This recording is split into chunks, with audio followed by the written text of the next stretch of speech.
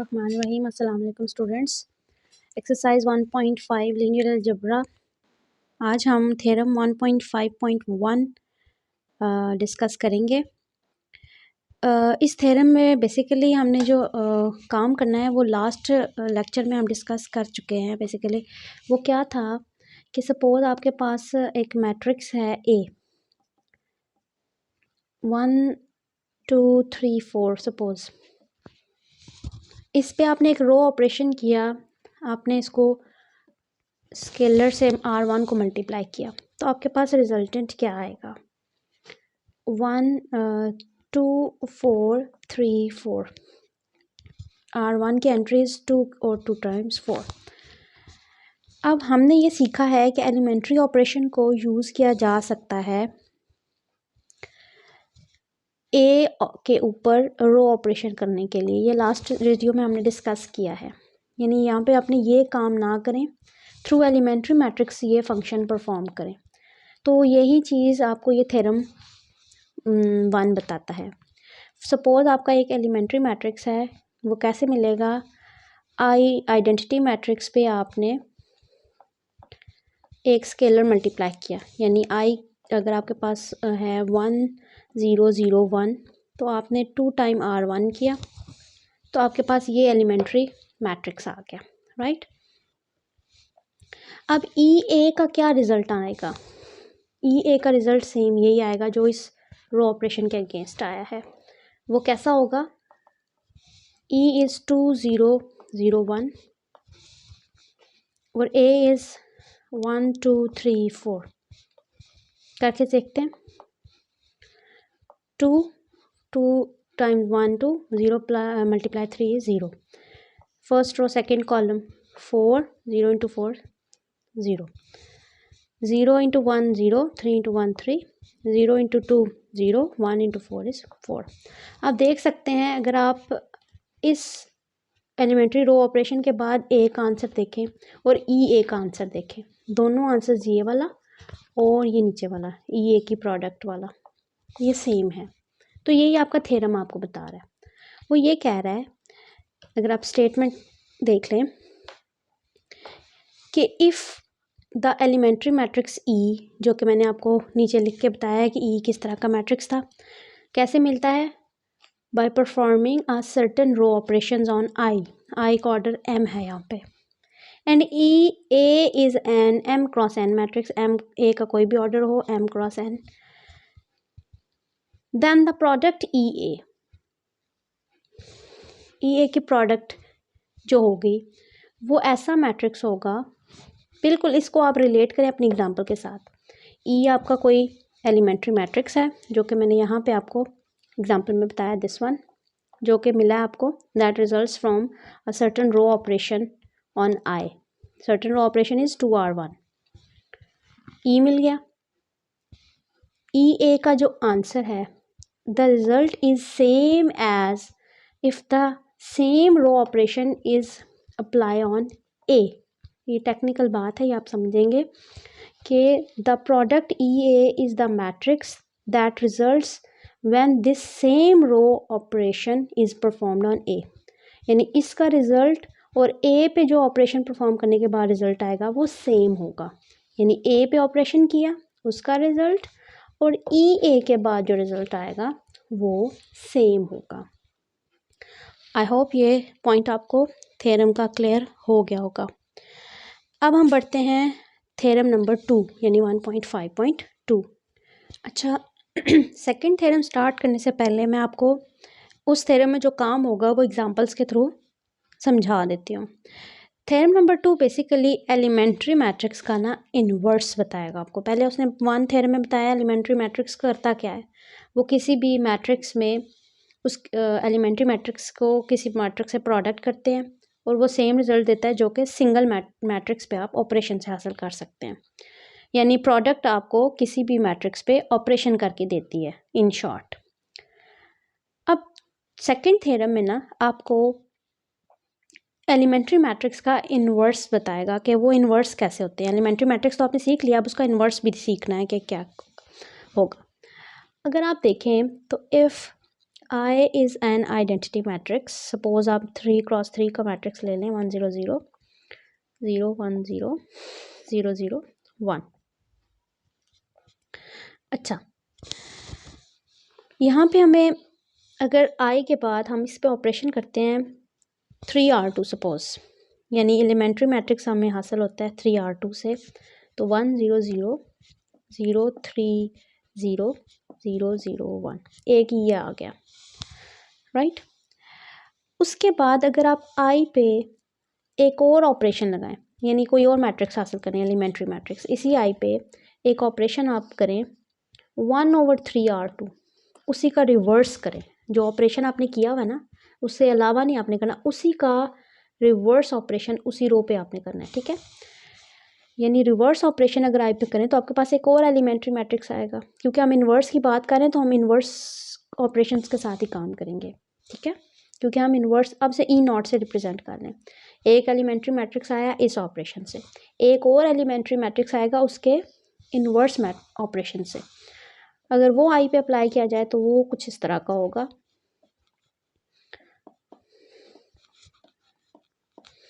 ई not, मैं ये करती, ठीक है, ई भी आ गया और ई नॉट भी आ गया। अब अगर आप गौर से देखें तो ई और ई नॉट की जो प्रोडक्ट होती है वो आपको क्या देगी। ई और ई नॉट की प्रोडक्ट हम करके देखते हैं, या ई नॉट ई की प्रोडक्ट करें तो दोनों का जो रिजल्टेंट होगा ना वो आपके पास आइडेंटिटी मैट्रिक्स आएगा। मैं आपको फर्स्ट ये करके दे देती हूँ, ई नॉट की ई नॉट के साथ 1 0 0 0 3 0 0 0 1। इसके बाद ई नॉट के साथ करेंगे 1 0 0 0 1/3 0 0 1। अब ये जो प्रोडक्ट होगी ना, ये आप रफ वर्क पे करके देखें तो ये आपको देगी आई मैट्रिक्स 1 0 0 0 1 0 0 0 1। ये प्रोडक्ट आप करें तो आपके पास रिजल्टेंट जो आएगा ना वो आइडेंटिटी मैट्रिक्स आएगा। यानी साबित क्या हुआ कि जो ई और ई नॉट हैं, E naught is inverse of elementary matrix E, क्योंकि आपको इनवर्स ऑपरेशन से वो मैट्रिक्स मिला, ठीक है। तो अब हम इसका स्टेटमेंट देख लेते हैं, आपको बात क्लियर हो गई ना कि ई एक एलिमेंट्री मैट्रिक्स था through a single operation 3R2। E not कैसे इन्वर्स मैट्रिक्स कैसे मिला, वो उसी के इन्वर्स ऑपरेशन से मिला।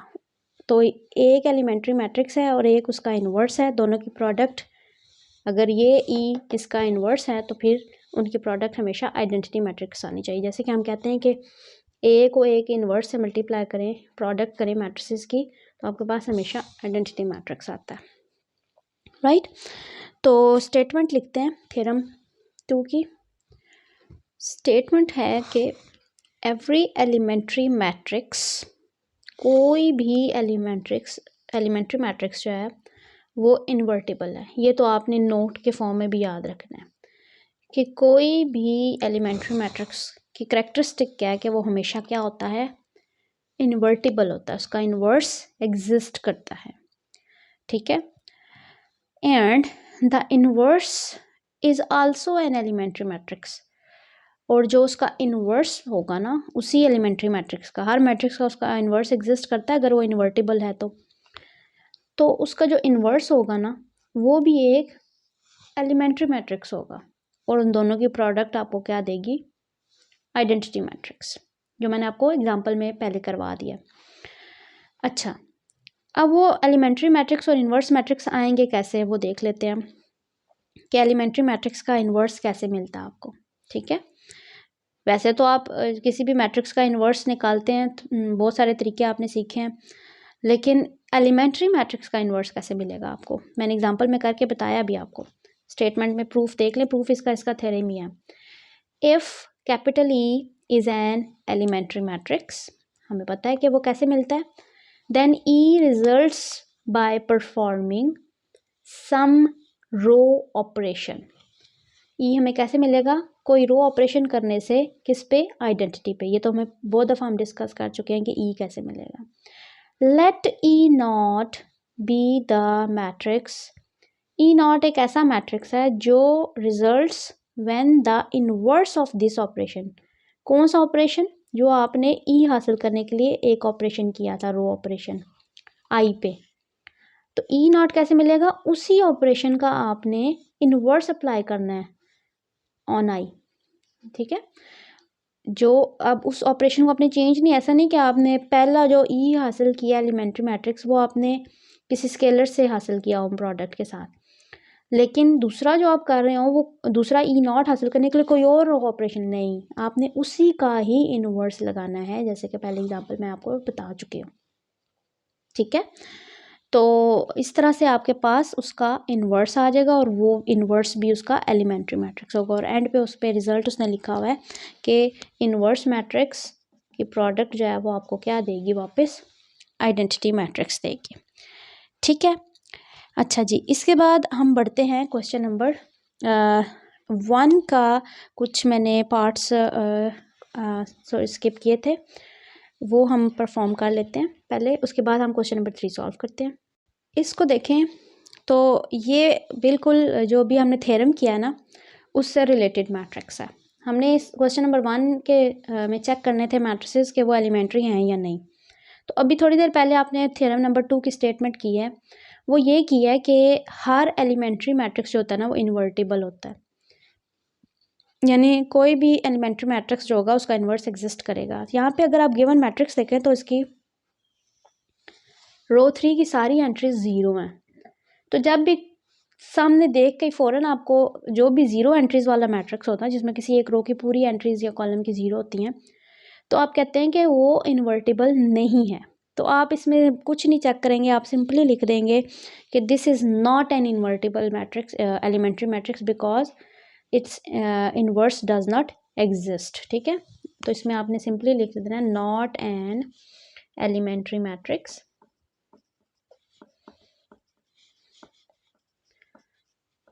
because